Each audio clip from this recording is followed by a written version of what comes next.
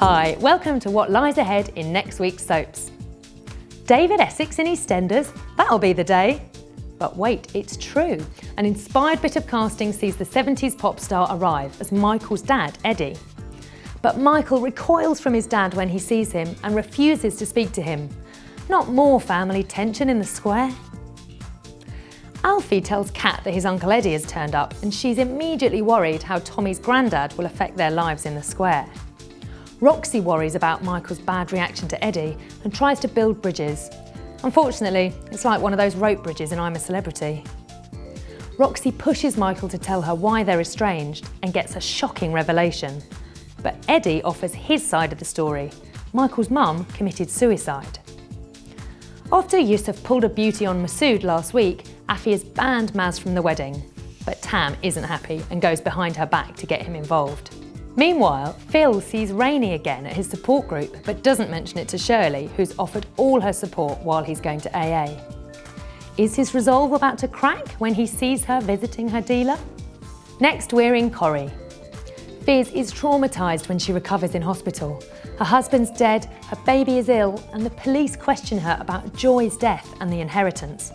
She sings like a drunk at a karaoke bar and tells them everything, then takes them to where John dumped Colin's body. Will conspiracy to murder be added to her crime sheet? Well, it's fraud she initially goes to court for, which she pleads guilty to, hoping to get bail and be reunited with Hope ahead of her Crown Court trial. Life might have been better inside, though, because she gets an unwelcome visitor, John's ex-colleague Brian, who wants to know all about John and Colin.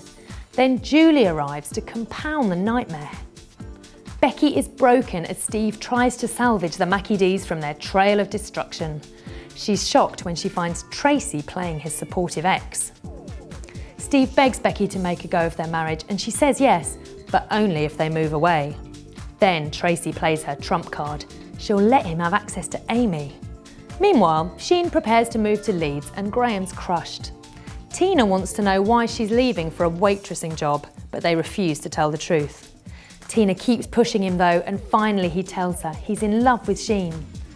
You've lit the touch paper, Graham, now stand well back. Finally, we're in Yorkshire. It's the conclusion to Jackson's dramatic storyline and ITV is keeping details very tight. But I can tell you, it's a tragic goodbye that's just the beginning of the horror for Aaron and Hazel. She calls the police as Jackson planned, while Chaz and Paddy desperately search for a heartbroken Aaron. It's not long before Hazel is feeling the full force of the law, while Kane becomes the unlikely shoulder for Aaron when he returns. Chaz, meanwhile, falls back into Carl's arms as she struggles to cope with her son's grief. But elsewhere, life goes on, and David proposes to Layla while Nicola files for divorce.